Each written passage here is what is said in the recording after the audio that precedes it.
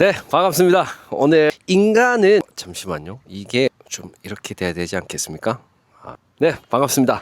인간은 어쩔 수 없이 죄라는 곳에서 벗어날 수 없고, 그리고 악에서부터 스스로 헤어나올 수 없는 그런 아주 나약한 존재. 그리고 하나님의 관점에서 인간은 도저히 어떻게 말해야 됩니까? 답이 없는 존재입니다. 답이 없는 존재라는 것이 제가 신명기를 묵상하면서 계속 그런 느낌이 없지 않아 드는 것 같아요. 이 답이 없는 존재입니다. 하나님을 기쁘게 하는 것에는 재능이 하나도 없고, 어떻게 하면 하나님을 경노시킬까 궁리하며 살아가는 것처럼 보이는 그런 존재입니다. 그럼에도 우리는 살 가치, 그 다음에 우리 애들의 생명에 가치가 있는 것일까요? 안녕하십니까. 8월 21일 금요일 오후입니다. 말씀 묵상 신명기 9장 22절에서 29절 말씀. 오늘 말씀은 그겁니다. 이스라엘이 가는 곳마다 다베라와 마사와 반성이 물 나온 것이죠. 그 다음에 여기는 기브롯 하다와 하다아에서도 하나님을 아주 경노시켜서 그냥 파멸로 가게끔 가는 지름길로 선택해서 가는 이스라엘 백성의 모습을 보고 하나님이 경노하셔서 그들을 박살내려고 하는데, 이제 모세가 하나님에게 기도하고 금식하고 울며 부르짖으면서 살려달라고 그렇게 이야기를 하죠. 기도를 합니다. 오늘 말씀은 이스라엘 백성의 그 꼴통 행태를 여실히 보여주고 있는 장면입니다. 그들이 가는 곳마다 하는 것마다 그리고 하나님의 경로를 이끌어내고 있습니다. 기가 막히게 골라서 아주 잘합니다. 어제도 그 십계명 받으러 갔을 때 만들었죠? 금송아지 만들어서 하나님이 경로하셔서 빨리 내려가라 모세야, 가서 애들 정신 차리게 해라 해서 모세가 와가지고 십계명 돌판 던지고 다시 부시고 애들 어찌됐건, 그렇게 인간은 백성들은 하나님을 모른다고 할 수가 있는 거죠. 그러니까 그들이 하나님을 어떻게 알았을까요? 라는 질문도 해봅니다. 그러니까 하나님을 알아야지. 하나님을 알아야 하나님을 섬기고 기도하고, 그런데 하나님을 도통 모르니까 하나님을 어떻게 섬겨야 되는지를 모르고 있는 아주 백지의 상태 아닙니까? 그래서 하나님이 준비하신 너희가 하나님을 어떻게 알 것인가 라고 생각해서 십계명을 내려보내시는 것 같습니다. 그래서 하나님은 인간의 어리석음에 이런 질문을 해봅니다. 하나님은 인간의 어리석음과 죄악의 그런 나약함 때문에 인간 창조를 하셨을까요? 라는 인간적인 물음을 가져봅니다. 물론 노아의 홍수로 그 심판을 한번 벌여서 인간들을 모조리 싸그리 솎아냈을 때도 있지만 그 이후로 다시 심판하지 않겠다라고 약속하시죠. 그럼에도 불구하고 또 그런 어떤 생각이 들지 않았을까라는 인간적인 질문입니다. 어떻게 하나님 입장에서 그런 질문을 가져보겠습니까? 하지만 인간적인 질문으로, 인간적인 관점으로 그런 것들을 한번 생각을 해보았습니다. 그래서 그럼에도 불구하고 모세는 하나님께 백성들의 죄를 용서해 주시고 긍휼히 내려달라고 금식하며 기도합니다. 그들이 죽으면 그냥 다 끝나는 것이고, 소멸되어 버리면 그냥 끝나는 거 아닙니까? 그들이 아주 하나님을 골칫덩어리라면 골칫덩어리의 문제를 해결하면 되는 것 문제를 제거하면 되는 거 아닙니까? 해결이 아닌 제거. 그래서 되는 것인데 하나님은 모세의 기도를 들어주시죠. 용서해 주십니다. 긍휼히 여겨 주십니다. 그리고 살려 주신다는 것이죠. 은혜를 베푸신다는 것입니다.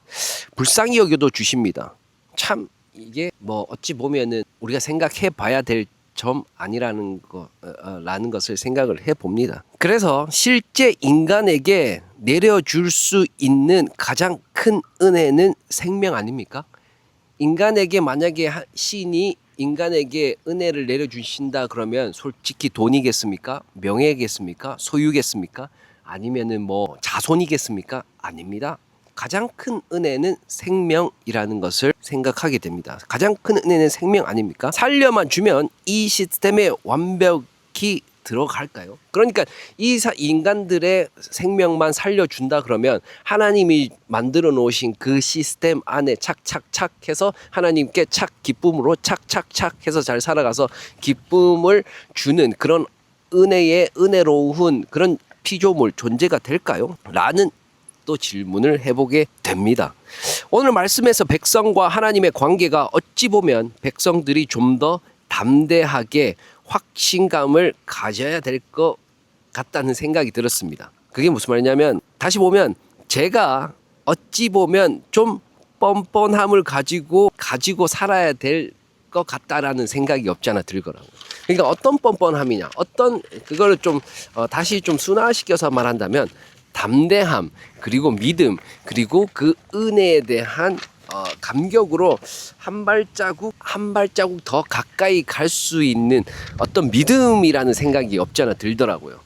왜냐하면 저의 삶은 하나님을 경노시키기에 아주 최적화되어 있던 삶이었습니다. 그리고 지금도 그렇게 아마 저는 그거를 판단을 못 하겠지만 하나님은 또 판단하지 않겠습니까? 그러면 하나님이 저를 보시고 경노하셔서 이놈의 자식라고 이야기하면서 아주 경노하시겠죠. 하지만 거역하고 불신과 외면 등 제가 하나님의 경노를 매번 일으킵니다. 그렇지만 누군가가 또 저를 위해 기도해주는 기도로 하나님은 용서해 주시고 은혜를 베풀어 주신다는 생각을 하게 되었습니다. 그러니까 모세처럼이죠. 그러니까 나를 위해서 누군가는 기도해 주지 않을까요? 한 명이라도. 그래서 공동체라는 게 필요하고 기도의 동력자라는 것이 또 필요하다는 생각이 들기는 들었습니다.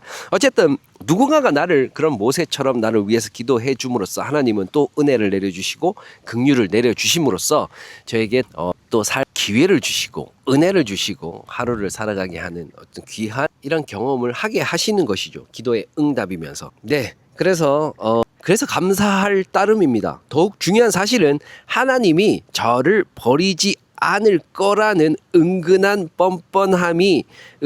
기대와 뻔뻔함과 확신감이 마음속에서 조금 솟아나는 것 같았습니다. 네, 그러니까 제가 그렇게 꼴통짓을 하고 그렇게 말 안 듣고 그렇게 하나님의 뜻을 거역하며 살았음에도 불구하고 모세의 기도와 또 저의 주변의 사람들의 저를 위한 기도, 그런 것들이 저를 살리게 하는 그런 기도뿐만 아니라 하나님이, 그리고 오늘 말씀이 나오죠. 29절에 모세가 기도하면서 주의 백성 곧 주의 기업 이로소이다.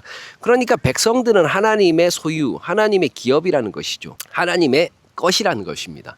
그러니까 그러한 믿음 가운데서 조그만한 뭐가 생깁니까? 뻔뻔함이 생기고 확신감이 생기는 어떤 그런 것들이 있는 것 같습니다. 저는 하나님이 기업 아닙니까? 라고 좀 반문하는 모습이 제 스스로 마음속에서 스물스물 올라왔습니다. 불완전하지만 그래도 율법과 말씀에 조금이라도 가까이 가보려는 태도 때문에 오늘도 내려주시는 은혜의 감사함을 느낍니다. 왠지 모를 든든함이 조금 생겨나기는 합니다.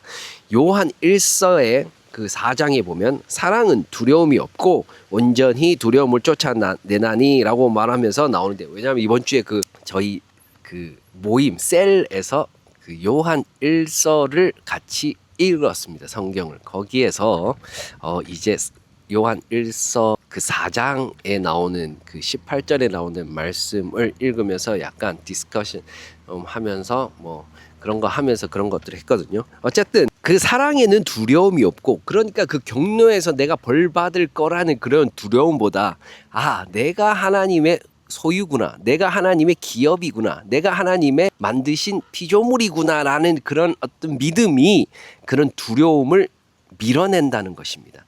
그래서 내가 오늘 또 살아갈 힘을 얻고 내가 또 살아갈 에너지를 얻고 또 하루를 살아갈 감사를 얻는 어떤 하나님의 그런 시스템이 아닌가라는 생각이 없잖아 들더라고요. 우리의 삶은 율법으로나 행동으로나 노력으로나 할 수 없습니다. 죄를 멈출 수가 없습니다. 그 구렁텅이에서 스스로 빠져나올 수 없습니다. 그 긍휼과 은혜의 사랑을 기억하고 그 사랑이 어둠의 두려움을 몰아내도록 해야 된다는 것입니다.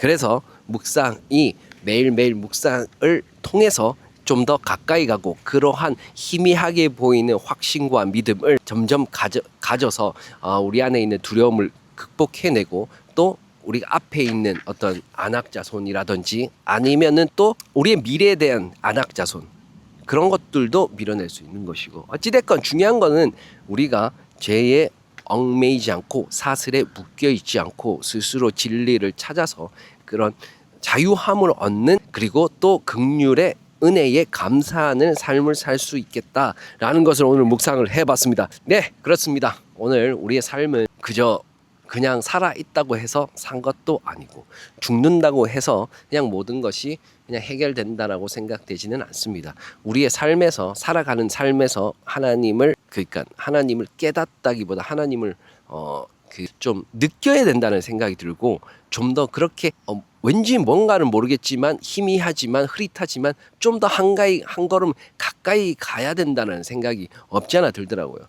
이스라엘 백성들이 그렇게 무지하고 그다음에 그렇게 하나님을 몰랐던 이유는 하나님을 몰랐기 때문입니다. 그러니까 하나님을 알려고 하고 하나님이 진짜 신이라는 것을 믿고 조금씩 그것을 다가가야 된다는 것이죠. 그걸 모르니까 자기가 원래 알고 있던 금송아지를 만든다든지 아니면은 그들에게 쾌락을 쫓는다든지 아주 그 당시에 처음에는 좀 더 그들의 삶들이 문란하고 그들의 삶에 체계가 없고 그게 없지 않습니까? 어쨌든 좀 길어졌는데 우리의 매일 삶에서 하나님의 긍휼과 은혜를 느끼고 우리가 하나님의 소유라는 것, 우리 하나님의 기업이라는 것을 잊지 말고 살아가도록 해 보겠습니다. 오늘도 그렇게 살아가도록 노력하고 기대해 보도록 하겠습니다. 네, 가치와 의미 있는 삶을 살기를 바라고 오늘도 파이팅 하시고 또 주말입니다. 주말도 잘 보내시길 바라겠습니다. 네, 감사합니다. 내일 또 뵙겠습니다.